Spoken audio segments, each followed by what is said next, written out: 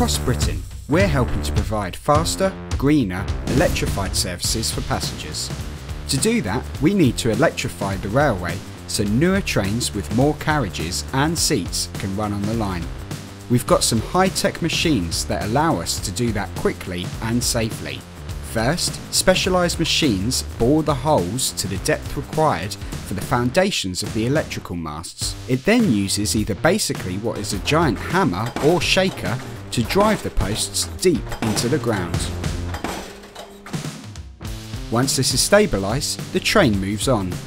Masts, gantries and cantilevers are installed, followed by all the smaller components you need to safely carry current for trains. When the masts are up and equipment is in place, it's time for the wiring itself to be installed.